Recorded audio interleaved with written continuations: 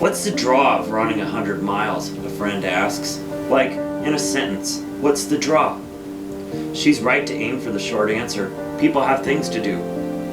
It's so beautiful out there in the middle of the night, I say, even when it's really hurting. Night running is magic. There's something very spiritual about ultras too.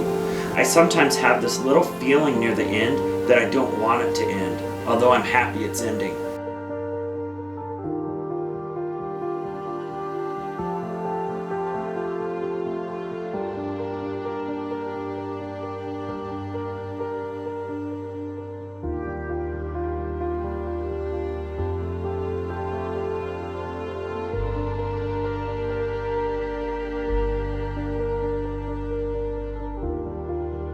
Running is a big piece of my recovery.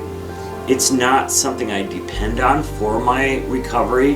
When I say recovery, I mean recovery from alcohol and drug abuse, or addiction rather.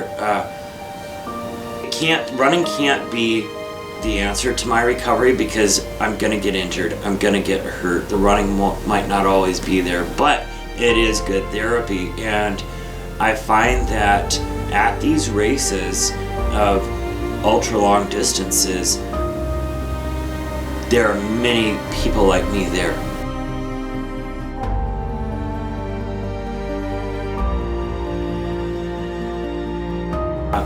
I find that there is a lot of people who deal with mental illness, with addiction, eating disorder, those kind of things, drawn to that long running game. Probably because it takes an obsessive type of mind. Probably because you really have to get to know yourself. And here's something I think is interesting. Some people will say, oh, you're exchanging addictions. You know, you gave up booze, you picked up running. I ran through my last drug, so I can't say that that's true. But a guy I know described it really well when he said, when I was using it, I was always putting masks on. I didn't even want to know who I was when I was using. I didn't want to face who I was and those hard truths. When I'm out on mile 80, I've pulled off every possible mask that I might possibly wear. I'm getting down to the core of who I am. And so there's that sort of dichotomy too, if you will. It's a different kind of misery. You really need to consider the difference between discomfort and pain if you want to get through it, I think. Because discomfort is something that's very acceptable and temporary. And so I think usually the miserable moments have come about because of weather. When I had been running at the Zumbro 100 for about 24 hours and it was maybe 35 degrees and this horrible wind, rain onslaught came out of the sky with hail and lightning. Usually what stops people, it's all up here, it's their heads, it seems. You just see mental basket cases. I was running the race in 2014 and I was just, as you're running, you talk to people, of course other people running it, and I'm talking to a guy who the week before he was working with natives in the Amazon, or somebody else who's running it because of a dead friend or whatever, and I just thought everybody running this thing is a novel unto itself.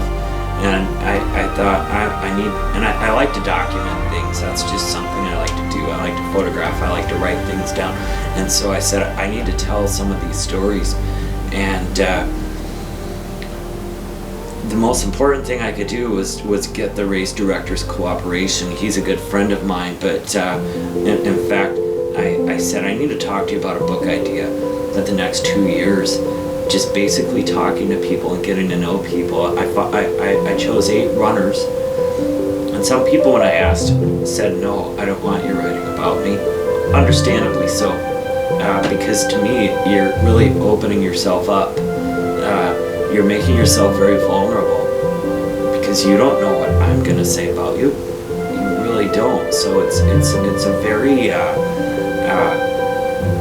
you have to feel somewhat naked to say, sure, go ahead and write my story. Because the story writer never gets the story exactly right according to the person whose story it is.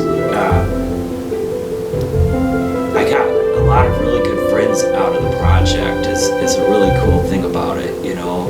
I'm really grateful for that piece, and I'm pretty happy with how it turned out. Are there things I would change when I look through the book today?